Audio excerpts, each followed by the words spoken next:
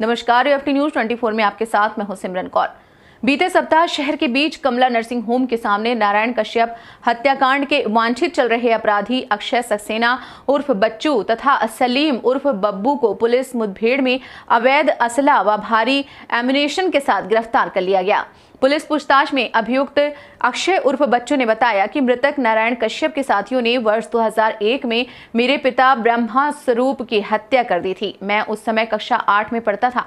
उसके एक वर्ष बाद ही नारायण ने अपने साथियों के साथ मिलकर मेरे भाई अंशुमन की भी हत्या कर दी थी। हत्या का बदला लेने के लिए मैंने तभी से पढ़ाई छोड़ दी थी। मेरे भाई की हत्या में गिरेंद्र यादव तथा रजनीश मिश्रा का नाम भी नारायण के बयानों पर खुला था।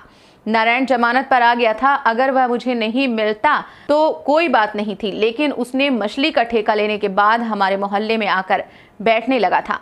यह देखकर लोग मुझे तंज कसते थे कि तेरे बाप और भाई की हत्या करने के बाद भी वह जिंदा क्यों है। इसलिए मैंने मन बना लिया था कि उसे जान से मार दूंगा और इसी कारण काफी दिनों से उसकी घात लगाए बैठा था।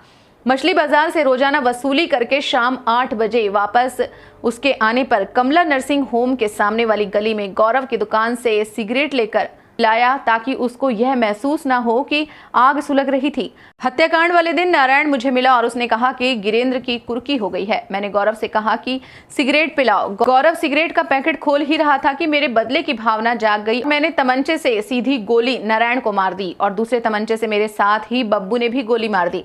नारायण मेरे ऊपर गिर पड़ा और हाथापाई करने लगा। इसी को देखकर बब्बू ने दूसरी गोली मार दी।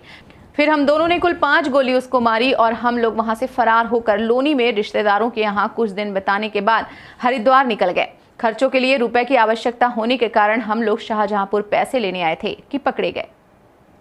यूएफटी न्यूज 24 के लिए अंकुर दीक्षित की रिपोर्ट।